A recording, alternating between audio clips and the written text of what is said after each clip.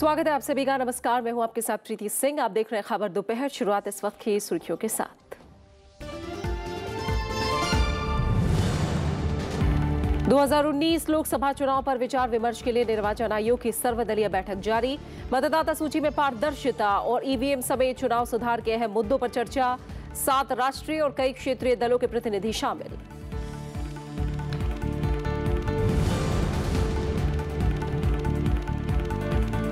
भारत के विमानन और ऊर्जा क्षेत्र के लिए ऐतिहासिक दिन। जैव ईंधन से उड़ने वाला देश का पहला विमान देहरादून से पहुंचा दिल्ली। प्रदूषण पर नकेल, सस्ती हवाई यात्रा और तेल पर निर्भरता कम करना मकसद।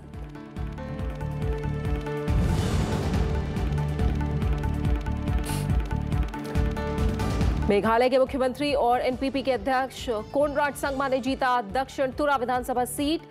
कांग्रेस उम्मीदवार शार्लोट डब्ल्यू मोमिन को मात।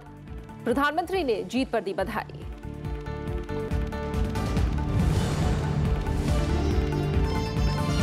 बाढ़ पीड़ित केरल में पर्यटकों की संख्या 4 से 5% गिरने के आसार। राहत और बचाव में जुटे केंद्रीय सुरक्षा बलों का मुख्यमंत्री ने अदा किया शुक्रिया।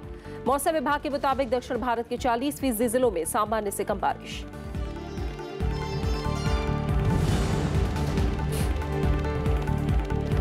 और 18वें एशियाई खेलों में साइना नेहवाल ने बैडमिंटन में जीता कांस्य पदक।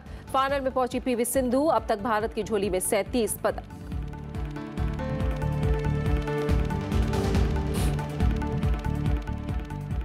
अगले साल होने वाले लोकसभा चुनाव की तैयारियों पर चर्चा के लिए चुनाव आयोग की तरफ से बुलाई गई सर्वदलीय बैठक जारी है। इसमें 7 राष्ट्रीय और 51 क्षेत्रीय दलों के सदस्य हिस्सा ले रहे हैं। बैठक में चुनाव सुधार के मसले समेत कई और विषयों पर चर्चा की उम्मीद है। बैठक के एजेंडे में चुनाव के दौरान सटीकता, पारदर्शिता और मतदाता सूची में सुधार के उपाय शामिल हैं, जिन पर सभी पक्षों की राय ली जा रही है। चुनाव में बेहतर उम्मीदवारों का प्रतिनिधित्व किस तरह से बढ़े और महिलाओं की भागीदारी बढ़ाने पर भी विचार किया जा रहा है। एजेंडे के मुताबिक बैठक में चुनाव खर्च पर नियंत्रण, विधान परिषद के चुनाव के खर्च की सीमा तय करने और राजनीतिक दलों का खर्च सीमित करने के मसले पर भी चर्चा होनी है। इसके अलावा अन्य अहम मसलों में यह भी है कि एक तरफ सरकार की कोशिश है कि देश में लोकसभा और विधानसभा चुनाव एक साथ कराया जाए, जबकि विपक्षी दल ईवीएम के बजाय बैलेट पेपर से चुनाव कराने की मांग कर रहे हैं। आइए बैठक के बारे में ताज़ा अपडेट लेंगे। हमारे संवाददाता पंचरन मिश्रा हमारे साथ जुड़े हैं। पंचरन, हाल ही में चुनाव आयोग ने साफ किया था कि जो विधानसभा और लोकसभा के चुनाव साथ कराने हैं वो फिलहाल मुमकिन नहीं है और इस पर व्यापक चर्चा की जाएगी आगे। ऐसे में अभी जो 2019 लोकसभा चुनाव को लेकर अहम मसले हो सकते हैं, उनमें कौन कौन से मुद्दे आज जिन पर मंथन किया जा रहा है? प्रीति, आपने ठीक कहा। देखिए, 2019 का जो लोकसभा चुनाव है और अभी इसी साल जो 4 राज्यों के चुनाव होने वाले हैं, जैसे मध्य प्रदेश, छत्तीसगढ़ और राजस्थान जैसे अहम राज्य शामिल हैं, उसके पहले ये बैठक चुनाव आयोग ने बुलाई है। और ये चुनाव आयोग की जो बैठक है वो सर्वदलीय है, जिसमें सभी 7 जो राष्ट्रीय दर्जा प्राप्त जो दल हैं, राजनीतिक दल हैं, वो शामिल हैं। उसके अलावा लगभग 51 जो राज्य स्तर के जो राजनीतिक दल हैं वो शामिल हैं, उसके प्रतिनिधि हैं। सुबह लगभग 10 बजे ये बैठक शुरू हुई थी जहाँ दिल्ली के प्रवासी भारतीय केंद्र में। बैठक अभी भी चल रही है, लेकिन अभी भी जो कांग्रेस है या बीजेपी या ये राष्ट्रीय जो दल हैं वो अपनी बात रखकर ज़्यादातर प्रतिनिधि उसके बाहर निकलकर मीडिया से बातें कर चुके हैं और जा भी चुके हैं। जो मेन बात यहाँ पर सामने आई वो ये है कि अपोजिशन की जितनी भी पार्टियां हैं, यानी कह लीजिए कि जो लगभग सभी राष्ट्रीय राजनीतिक पार्टियां और राज्य की पार्टियां, उन्होंने कहा है कि जो चुनाव है वो कहीं ना कहीं उनको ईवीएम से उस पर संदेह है और इसीलिए उनका ये कहना है कि उसके लिए बैलेट पेपर एक अच्छा विकल्प हो सकता है। लेकिन साथ ही साथ जब ये कहा जाता है कि ईवीएम से ही चुनाव होगा और बैलेट पेपर एक पुरानी तकनीक हो चुकी है और ईवीएम उससे चुनाव संभव नहीं है, तो दूसरा रास्ता उन्होंने ये सुझाया कि जितनी भी ईवीएम मशीन से जो वोटर वेरीफाइबल जो पेपर ट्रेल निकलता है उसका 100% मिलान होना चाहिए। अभी ऐसा नहीं है, अभी वो कुछ सिलेक्टेड जो वीवीपैट है, जो पर्चियां निकलती हैं उसका मिलान होता है। लेकिन यहाँ दलों की मांग है कि वो सभी के सब यानी 100% सबका ऑडिट होना चाहिए और सबका मिलान होना चाहिए। तो ये एक बड़ी बात यहाँ पर सामने आई। उसके अलावा जो फंडिंग की बात है जो की गई है कि अपोजिशन तो ये मांग कर रहा है कि स्टेट फंडिंग होना चाहिए, नहीं तो जितनी भी जो अभी जो सत्ताधारी दल है उसको फायदा होता है उसका, तो स्टेट फंडिंग की बात सामने है। और खासकर ये भी कहा गया कि जो इंडिविजुअल जो कैंडिडेट है उसके ऊपर कैपिंग तो है, लेकिन राजनीतिक दल कितना खर्च करे इसकी कोई कैपिंग नहीं है, तो ये कैपिंग भी आनी चाहिए। और महिलाओं की जो प्रतिनिधित्व है उसको बढ़ाने पर भी चर्चा हुई। चुनाव आयोग की कोशिश थी, एजेंडे में आज के शामिल भी है कि राजनीतिक दल महिलाओं का जो रिप्रेजेंटेशन है पार्टियों में टिकट देने का मामला हो उसको बढ़ाएं। टीएमसी जैसे दल ने कहा कि वो पहले से ही महिलाओं को 33% से ज़्यादा आरक्षण दे रहे हैं, ज़्यादा टिकट दे रहे हैं, लेकिन उन्होंने आरक्षण की भी मांग की कि बिल आरक्षण का जो पेंडिंग पड़ा हुआ उसको लाया जाना चाहिए। और इसके अलावा एक और बात थी कि जो माइग्रेंट वर्कर्स हैं जो वोट नहीं डाल पाते हैं उनके लिए व्यवस्था होनी चाहिए, जैसे पोस्टल बैलेट की व्यवस्था होती है। चुनाव आयोग उसको लेकर बहुत संजीदा भी है और इसी बात पर चर्चा यहाँ पे हो रही है। तो ये बैठक फिलहाल अभी जारी है, लेकिन जो अहम मुद्दे हैं वो सामने आ चुके हैं। तो तमाम दलों की तरफ से 7 राष्ट्रीय और कई क्षेत्रीय दल हैं जिनकी तरफ से चुनाव सुधार को लेकर अलग अलग राय और सुझाव दिया जा रहा है। अब देखना होगा कि चुनाव आयोग उस पर कितनी तैयारी है और क्या राय रखता है। इसे लेकर प्रेस कॉन्फ्रेंस होगी जाहिर तौर पर शाम के वक्त और ये बातें और साफ होंगी। फिलहाल बहुत बहुत शुक्रिया पंजनन इस जानकारी को हम तक पहुंचाने के लिए। आगे बढ़ेंगे। मेघालय के मुख्यमंत्री और एनपीपी के अध्यक्ष कोनराड संगमा ने दक्षिण तुरा विधानसभा सीट जीत ली है। उन्होंने अपने निकटतम प्रतिद्वंदी कांग्रेस के उम्मीदवार शार्लोट डब्ल्यू मोमिन को पराजित किया। राज्य के मुख्य निर्वाचन अधिकारी FR खारकोंगोर ने यह जानकारी दी है। एनपीपी अध्यक्ष संगमा को दक्षिण तुरा से कुल 13,656 वोट मिले, जबकि उनकी प्रतिद्वंदी कांग्रेस प्रत्याशी मोमिन को 8,421 वोट मिले। इस सीट पर कुल 22,200 वोट पड़े थे। संगमा की जीत के साथ ही 60 सदस्यीय मेघालय विधानसभा में नेशनल पीपल्स पार्टी के पास भी विपक्षी दल कांग्रेस के बराबर 20 सीटें हो गई हैं। एनपीपी राज्य में 6 दलों वाले मेघालय जनतांत्रिक गठबंधन की सरकार का नेतृत्व कर रही है। इस जीत पर प्रधानमंत्री नरेंद्र मोदी ने मेघालय के मुख्यमंत्री और एनपीपी के अध्यक्ष कोनराड संगमा को बधाई दी है। भारतीय विमानन और ऊर्जा क्षेत्र के लिए आज ऐतिहासिक दिन है। जैव ईंधन से उड़ान भरने वाले देश के पहले विमान ने आज देहरादून से राजधानी दिल्ली तक का सफर सफलतापूर्वक पूरा किया है। ये तकनीक भारतीय पेट्रोलियम संस्थान देहरादून में तैयार हुई है। जैव ईंधन से उड़ान के परीक्षण के मौके पर केंद्रीय उड्डयन मंत्री सुरेश प्रभु, केंद्रीय पेट्रोलियम मंत्री धर्मेंद्र प्रधान, केंद्रीय परिवहन मंत्री नितिन गडकरी और केंद्रीय मंत्री हर्षवर्धन मौजूद थे। दरअसल जैव ईंधन ऊर्जा का वैकल्पिक स्रोत है। इसके इस्तेमाल से पर्यावरण प्रदूषण कम करने में मदद मिल सकती है। विशेषज्ञों के मुताबिक इसके इस्तेमाल से उड़ानों में कार्बन का उत्सर्जन 80% तक घटाया जा सकता है। This fuel is carbon neutral and it's very you can say for the greenhouse gases neutral. It's going to help us because all these imports that we do with the fossil fuel, they will all going to decrease, and it's certainly going to help the farmers also when we grow more of Jatropha. There are some challenges further which I am sure that with the help of the scientists we'll be able to improve upon and make it probably the best in the whole world. Right now 3-4 countries are using it. We have also entered that League of Nations and we want to be on the top. उपराष्ट्रपति वेंकैया नायडू ने cyber अपराधों से निपटने के लिए police बलों को पर्याप्त ज्ञान हासिल करने पर जोर दिया है। उपराष्ट्रपति दिल्ली के विज्ञान भवन में पुलिस अनुसंधान और विकास ब्यूरो के 48वें स्थापना दिवस समारोह को संबोधित कर रहे थे। उपराष्ट्रपति ने कहा कि देश के सभी पुलिस बलों को साइबर हमले का सामना करने के लिए साइबर फोरेंसिक तकनीक ज्ञान सीखने की जरूरत है। कार्यक्रम में गृह राज्य मंत्री किरेन रिजिजू के अलावा राज्य पुलिस, केंद्रीय पुलिस सशस्त्र बल और केंद्रीय पुलिस संगठन के आला अधिकारी मौजूद थे। This is the era of new age warfare, the cyber warfare, and the new enemy can be combated only through the power of knowledge. Unlike the spice of the Cold War era, when collaborators would provide access to secret documents to physical copy and photographed documents, the new age spies do not need any physical access. प्रधानमंत्री नरेंद्र मोदी ने लोकसभा और विधानसभा चुनाव एक साथ कराने पर जारी बहस को स्वस्थ लोकतंत्र का संकेत बताया है। मन की बात कार्यक्रम में उन्होंने कहा कि पूर्व प्रधानमंत्री अटल बिहारी वाजपेयी के प्रति श्रद्धांजलि होगी, जिन्होंने देश की राजनीतिक संस्कृति को बदल दिया था। केरल के बाढ़ का जिक्र करते हुए उन्होंने भरोसा जताया कि अपने जज्बे और साहस के बल पर केरल शीघ्र फिर उठ खड़ा होगा। उन्होंने ये भी कहा कि देश दुष्कर्म के दोषियों को बर्दाश्त नहीं करेगा और उम्मीद जताई कि संसद से पारित संशोधन अधिनियम से महिलाओं के प्रति अपराधों पर रोकथाम में मदद मिलेगी।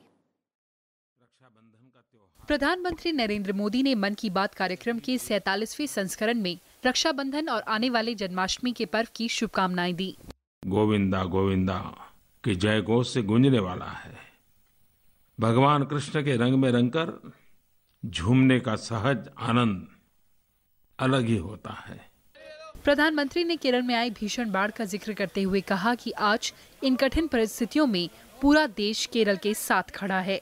प्रधानमंत्री ने कहा कि जज्बे और साहस के बल पर केरल फिर से उठ खड़ा होगा। उन्होंने राहत बचाव में जुटे सशस्त्र बलों की तारीफ भी की। आज इन कठिन परिस्थितियों में पूरा देश केरल के साथ खड़ा है। हमारी संवेदनाएं उन परिवारों के साथ है जिन्होंने अपनों को गंवाया है। जीवन की जो क्षति हुई है उसकी भरपाई तो नहीं हो सकती, लेकिन मैं शोक संतप्त परिवारों को विश्वास दिलाना चाहता हूं कि 125 करोड़ भारतीय दुख की इस घड़ी में आपके साथ कंधे से कंधा मिलाकर खड़े हैं। प्रधानमंत्री मोदी ने पूर्व प्रधानमंत्री अटल बिहारी वाजपेयी को याद करते हुए कहा कि अटल जी के लिए जिस प्रकार के स्नेह, श्रद्धा और शोक की भावना पूरे देश में उमड़ पड़ी है, वो उनके विशाल व्यक्तित्व को दर्शाती है। इसी तरह आजकल आप देख रहे हैं कि देश में एक साथ केंद्र और राज्यों के चुनाव कराने के विषय में चर्चा आगे बढ़ रही है। इस विषय के पक्ष और विपक्ष दोनों में लोग अपनी अपनी बात रख रहे हैं। ये अच्छी बात है और लोकतंत्र के लिए एक शुभ संकेत भी। मैं जरूर कहूंगा, स्वस्थ लोकतंत्र के लिए, उत्तम लोकतंत्र के लिए अच्छी परंपराएं विकसित करना, लोकतंत्र को मजबूत बनाने के लिए लगातार प्रयास करना, चर्चाओं को खुले मन से आगे बढ़ाना, यह भी अटल जी को एक उत्तम श्रद्धांजलि होगी। प्रधानमंत्री ने अपने संबोधन में संसद के मॉनसून सत्र का भी जिक्र किया। उन्होंने कहा कि लोकसभा से 21 विधेयक जबकि राज्यसभा में 14 विधेयकों को पारित किया गया। संसद का ये मानसून सत्र सामाजिक न्याय और युवाओं के कल्याण के सत्र के रूप में हमेशा याद किया जाएगा। इस सत्र में युवाओं और पिछड़े समुदायों को लाभ पहुंचाने वाले कई महत्वपूर्ण विधेयकों को पारित किया गया। आप सबको पता है कि दशकों से SC/ST कमीशन की तरह ही OBC कमीशन बनाने की मांग चली आ रही थी। पिछड़े वर्ग के अधिकारों को सुनिश्चित करने के लिए देश ने इस बार OBC आयोग बनाने का संकल्प पूरा किया और उसको एक संवैधानिक अधिकार भी दिया। प्रधानमंत्री ने जकार्ता में चल रहे एशियन गेम्स में भारत का नाम रोशन करने वाले खिलाड़ियों का भी मनोबल बढ़ाया। उन्होंने खेल और फिटनेस पर जोर देते हुए देशवासियों से अपील की कि वे जरूर खेलें और अपनी फिटनेस का पूरा ध्यान रखें। मन की बात कार्यक्रम का ये 47वां संस्करण था। Bureau report, Rajya Sabha TV. और अब केरल बाढ़ से जुड़ी खबरें।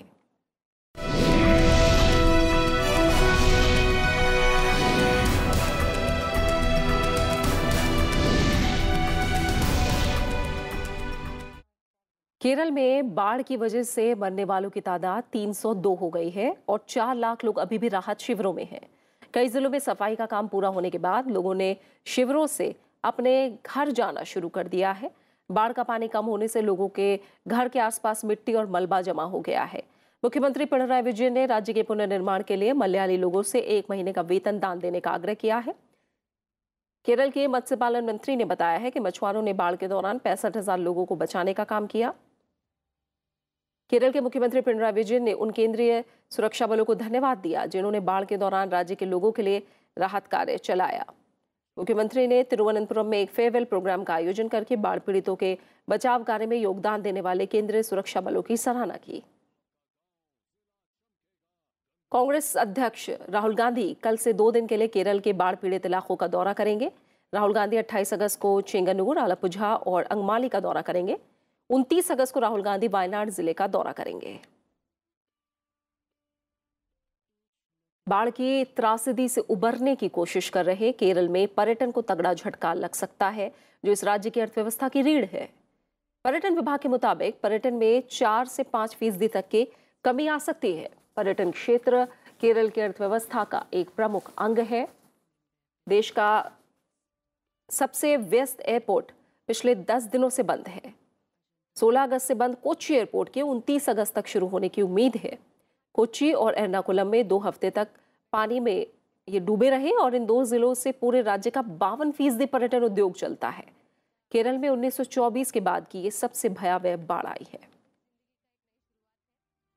और केरल में भारी बारिश के बावजूद मौसम विभाग के आंकड़ों से पता चलता है कि इस बार मानसून के दौरान दक्षिण भारत के 40% से ज्यादा जिलों में कम बारिश हुई है। क्षेत्र के 125 जिलों में से 54 में कम बारिश हुई और 2 अन्य क्षेत्रों में अनुमान से बहुत कम बारिश हुई। मौसम विभाग के आंकड़ों के मुताबिक दक्षिण भारत में सबसे कम तमिलनाडु में बारिश हुई है और इसके 32 में से 20 जिलों में कम बारिश हुई, जबकि एक ऐसा इलाका है जहां बहुत ही कम बारिश दर्ज की गई। तेलंगाना में 31 में से 6 जिलों में अनुमान से बहुत कम बारिश हुई। रायलसीमा क्षेत्र के सभी 4 जिलों और आंध्र प्रदेश के 11 जिलों में से 2 जिलों में बारिश कम हुई है। पुडुचेरी के सभी 4 जिलों में यही हाल रहा। कर्नाटक के 30 जिलों में से 14 में कम बारिश हुई। मौसम विभाग ने कहा है कि देश के पूर्व में 27% कम हुई है, जबकि उत्तर पश्चिम और मध्य भारत में 3% और 1% कम बारिश हुई है। बाढ़ से जुड़ी कुछ और खबरें। उत्तर प्रदेश में 24 घंटों से जारी वर्षा में 10 लोगों की मौत हो गई। भारी बारिश से राज्य के पश्चिमी इलाके में रेल और सड़क यातायात बुरी तरह प्रभावित हुआ। उत्तर प्रदेश के राहत आयुक्त कार्यालय के मुताबिक ये मौतें बहराइच, लखीमपुर खीरी, बस्ती, कानपुर देहात, कुशीनगर, उन्नाव, बरेली और इलाहाबाद में हुई हैं। कन्नौज में सबसे ज्यादा 24 सेंटीमीटर बारिश हुई है। बारिश से प्रदेश के कई हिस्सों में नदियों के जलस्तर लगातार बढ़ रहा है। वाराणसी, इलाहाबाद और फैजाबाद की अलग अलग नदियों में जलस्तर बढ़ने से तटीय इलाकों में रहने वाले लोगों को परेशानियां उठानी पड़ रही हैं। कुछ और अहम खबरें। वित्त मंत्री अरुण जेटली ने IMF की ताजा रिपोर्ट का जिक्र करते हुए बताया है कि कैसे नरेंद्र मोदी की अगुवाई वाली एनडीए सरकार ने अनेक सुधारों के जरिए यूपीए से विरासत में मिली कमजोर अर्थव्यवस्था को बदल कर रख दिया। ट्विटर और फेसबुक पर ब्लॉग में वित्त मंत्री ने लिखा कि 2014 में एनडीए सरकार बनने के बाद से देश की अर्थव्यवस्था में आमूलचूल परिवर्तन हुए हैं। उन्होंने लिखा है कि IMF के 2014 और 2018 के आंकड़ों की तुलना करने पर यह साबित होता है कि महंगाई, वित्तीय घाटा, चालू खाते का घाटा, रुके पड़े आधारभूत संरचना के प्रोजेक्ट, ऊर्जा क्षेत्र और प्राकृतिक संसाधनों का आवंटन पूर्व यूपीए सरकार की नाकामी का नतीजा थे। साथ ही उन्होंने लिखा कि पिछले 4 साल में एनडीए सरकार ने कई सुधार किए, जिससे देश की आर्थिक प्रणाली साफ सुथरी और पारदर्शी बनी। साथ ही सरकार की ओर से उठाए गए निर्णायक कदमों की वजह से भारत की अर्थव्यवस्था कई देशों के आगे खड़ी है। वित्त मंत्री ने लिखा कि IMF की 2018 के रिपोर्ट के मुताबिक 2014 के मुकाबले आर्थिक स्थिरता आई है और संरचनात्मक सुधार करने का फायदा भी मिला है।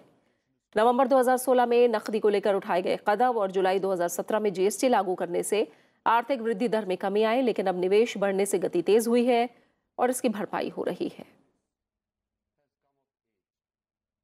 वित्त मंत्री के ब्लॉग पर प्रतिक्रिया देते हुए कांग्रेस नेता रणदीप सुरजेवाला ने कहा है कि यूपीए 1 और यूपीए 2 सरकार ने आजादी के बाद देश की अर्थव्यवस्था को सबसे अच्छी दशकीय बढ़ोतरी दी, जबकि एनडीए सरकार के दौरान 2017-18 की जीडीपी वृद्धि दर 6.7% है, जो 4 साल में सबसे निचले स्तर पर है। 70 एनपीए अकाउंट यानी संकटग्रस्त बैंक खातों पर करीब 3,800 अरब रुपए का कर्ज है। रिजर्व बैंक ने इन खातों की समाधान योजना को अंतिम रूप देने के लिए बैंकों को 180 दिनों का समय दिया था, जो आज समाप्त हो रहा है। तय समय सीमा से पहले बैंक दिन रात जोर आजमाइश में जुटे हैं ताकि कर्ज नहीं चुका पा रही इन कंपनियों के खिलाफ दिवालिया कानून के तहत कार्रवाई शुरू करने की नौबत टाली जा सके। इन कंपनियों में से ज्यादातर बिजली उत्पादक कंपनियां हैं। आरबीआई ने अपने सर्कुलर में बैंकों से कर्ज चुकाने में 1 दिन की चूक करने वाली बिजली परियोजनाओं की पहचान करने के लिए 180 दिनों का वक्त दिया था। ये सर्कुलर 1 मार्च से लागू है और 180 दिन की समय सीमा आज पूरी हो रही है। आरबीआई ने कहा था कि अगर आज तक इन खातों का समाधान नहीं हो पाता तो दिवालिया की कार्रवाई शुरू करने के लिए इन्हें नेशनल कंपनी लॉ ट्राइब्यूनल के पास भेज दिया जाएगा। इनमें बिजली क्षेत्र के साथ इंजीनियरिंग, खरीद और निर्माण और दूरसंचार क्षेत्र की कंपनियों को दिए गए कर्ज भी शामिल हैं।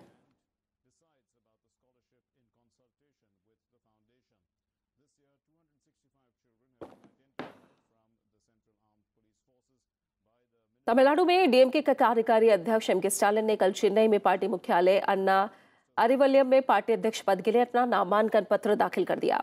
वरिष्ठ नेता और पार्टी के प्रमुख सचिव दुरईमुरुगन ने कोषाध्यक्ष पद के लिए पर्चा भरा है। फिलहाल कोषाध्यक्ष पद की जिम्मेदारी भी स्टालिन ही संभाल रहे हैं। चेन्नई में 28 अगस्त को द्रमुक की आम सभा की बैठक होने जा रही है। इसमें स्टालिन और दुराईमुरुगन को निर्विरोध चुने जाने की पूरी संभावना है। पार्टी के 65 जिला सचिवों ने अध्यक्ष पद के लिए स्टालिन के नाम का प्रस्ताव दिया है। एम करुणानिधि के निधन के बाद डीएमके अध्यक्ष का पद खाली हुआ है।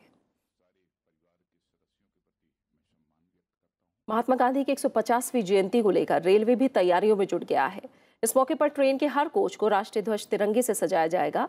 इसके साथ ही स्वच्छ भारत और राष्ट्रीय ध्वज के लोगो लगाए जाएंगे। रेलवे बोर्ड ने गांधी जयंती मनाने के लिए 15 सितंबर से 2 अक्टूबर तक स्वच्छता पखवाड़ा अभियान चलाने का कार्यक्रम रखा है और इसके तहत रेलवे विभिन्न योजनाओं की शुरुआत करेगा।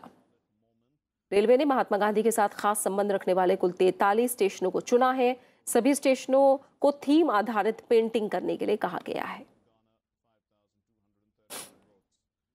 भारत सरकार के मुख्य वैज्ञानिक सलाहकार के विजय राघवन ने कहा है कि इसरो मानव सहित अंतरिक्ष अभियान को निर्धारित कार्यक्रम के अनुसार पूरा करेगा, क्योंकि इसकी योजना कुछ वर्ष पहले से बनाई गई थी।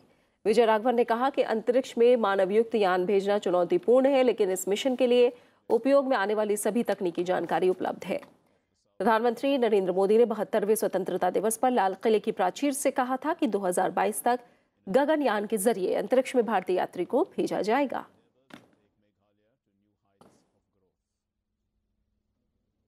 वियतनाम के दौरे पर राजधानी हनोई पहुंची विदेश मंत्री सुषमा स्वराज ने आज भारतीय समुदाय को संबोधित किया।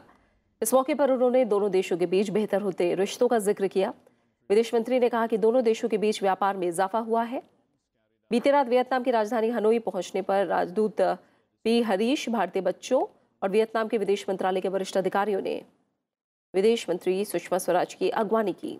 वो वियतनाम और कंबोडिया की 4 दिन की यात्रा पर है, जिसका मकसद आसियान क्षेत्र के 2 अहम मुल्कों के साथ भारत के रिश्तों को गहरा करना है। विदेश मंत्रालय के मुताबिक सुषमा स्वराज वियतनाम के डिप्टी पीएम और विदेश मंत्री पाम बिन मिन के साथ संयुक्त कमीशन की 16वीं बैठक की अध्यक्षता करेंगी। 29 अगस्त को वो कंबोडिया के 2 दिवसीय दौरे पर पहुंचेंगी।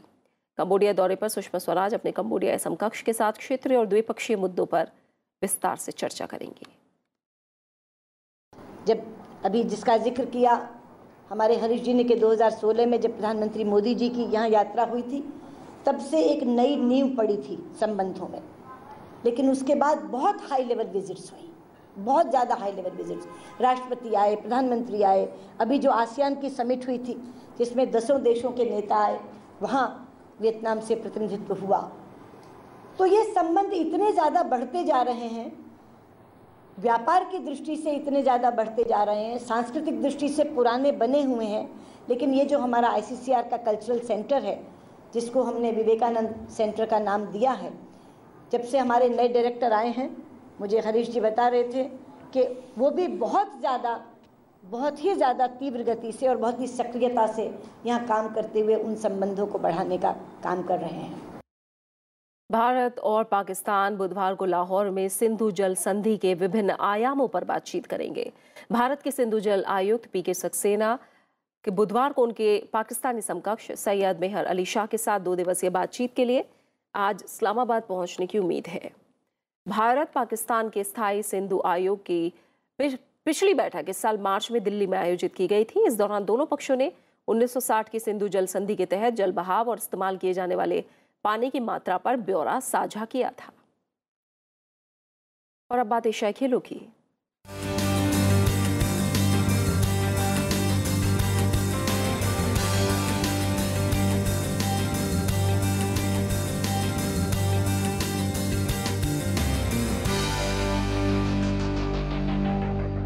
अठारहवें एशियन गेम्स में भारतीय खिलाड़ियों का शानदार प्रदर्शन जारी है। साइना नेहवाल ने आज बैडमिंटन के सेमीफाइनल मुकाबले में कांस्य पदक जीता है।